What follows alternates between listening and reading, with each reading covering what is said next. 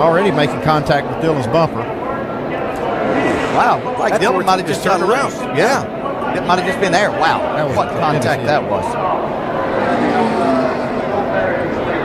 It had just been the air coming across the back that got him loose.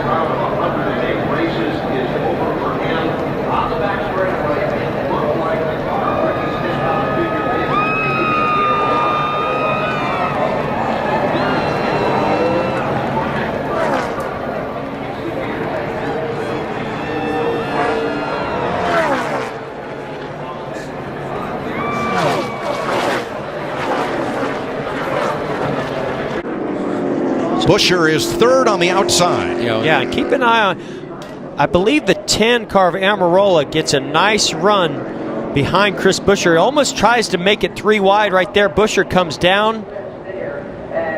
Little bit of contact right there and just turns the 37 around. Boy, and Benedetto had nowhere to go, and Truex had nowhere to go. So happy to see that 37 car stay on the ground when the 95 hit him. Yeah, big hit by Haley in the 77. Wow. Here's another look, and we'll watch Almirola in the 10 and Chris Buescher in this 37. So Amarola thought about going 3 wide. That door was shut. And not able to see the contact, but I know, I mean, the way that car turned so abruptly, you know the contact was there, and then, wow, look at this. Unbelievable. Saw Corey LaJoie just thread the needle and get through there. Kevin, now watch Bell. He gives Enfinger a push. They're clear of this, but now here comes Gregson, 3 wide up the middle, and this has to be where problems started. Wyatt Snyder looked like he got into the back end of the 13 and spun him. Well, what happens is that bottom lane here through the tri-oval is much flatter than the rest of the lanes going up. And when you're in the middle, you're already in a bad spot because the back end of your truck starts to want to wiggle around. But what you saw there was Wyatt Snyder was in the middle, and it looked like he came up the racetrack there, and as he went, he got loose right there, and then he just touched the back of the 13 in the right rear, and the 47 came down, and it all broke loose there. You can see briefly up in the air was the 13 truck, and he settled right back down. The aerodynamic flaps you see on that bed, Vince, those flaps opening up, that's helping to evacuate the air from under the truck and set it back down. Like they served their purpose.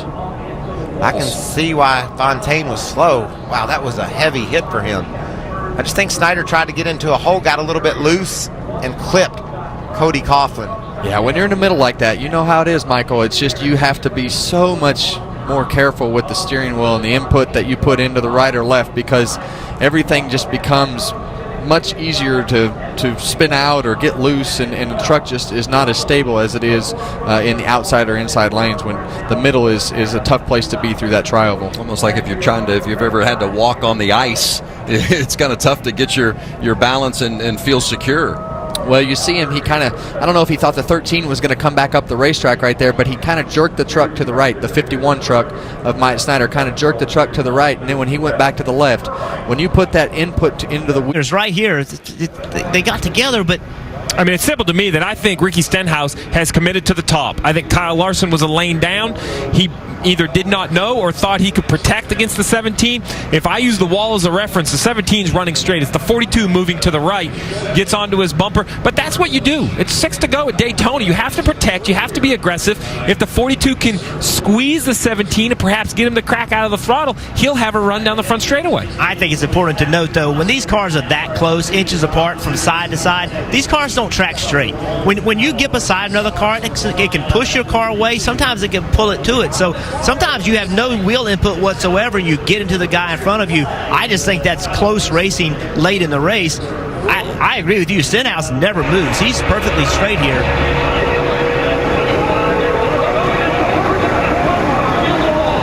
Nevertheless, big impacts.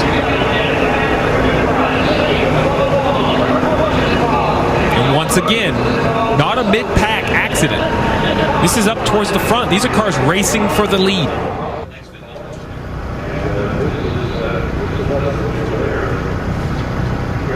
Up in the air.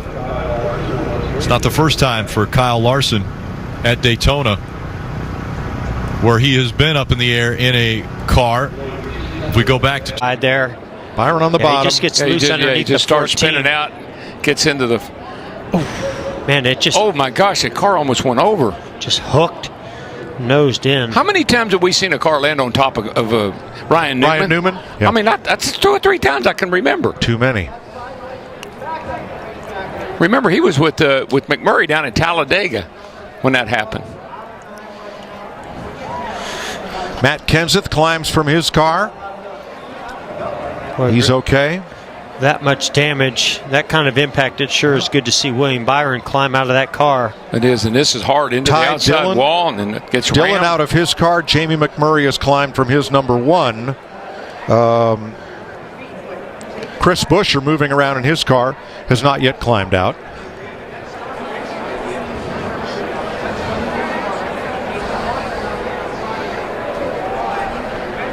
Huge impact.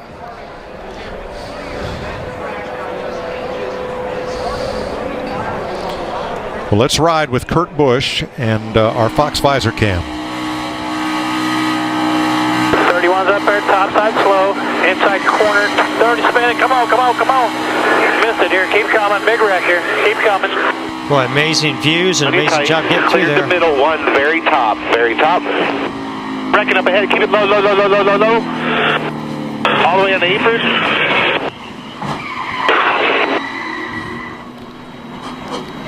Chris Buescher has now climbed out of his car. That's good news. Everyone is all of this. Like Alex Bowman gets loose in that bump that's down in 1 and 2, gets up into Brian Vickers. Strana nowhere to go. He's trying just to turn it down out of the way, but here comes trouble. Wow.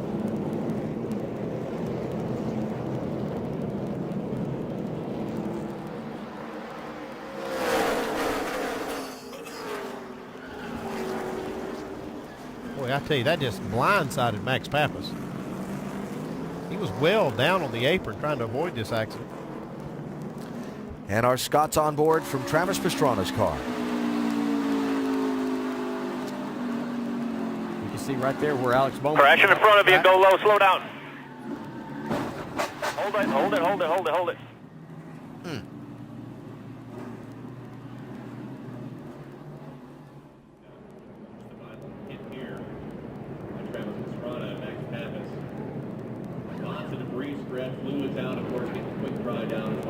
Climbs out.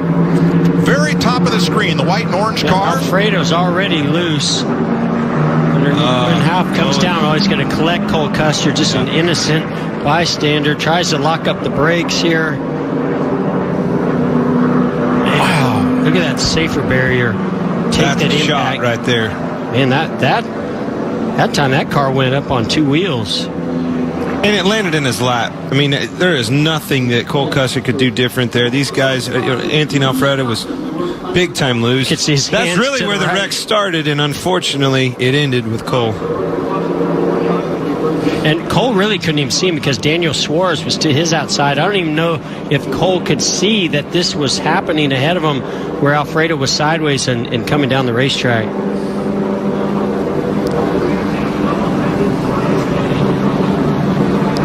A lot of damage to the left rear of Alfredo's car, too, right there. The car says it was flying.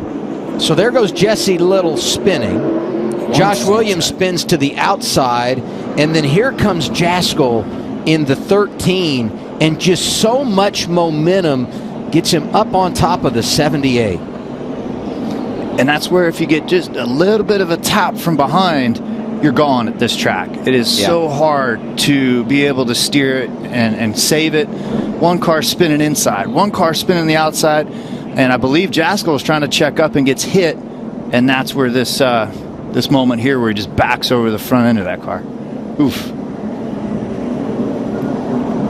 Jaskol making his 3rd start of the year from out in Las Vegas. He has been around the world as a race car driver, behind the wheel of virtually everything.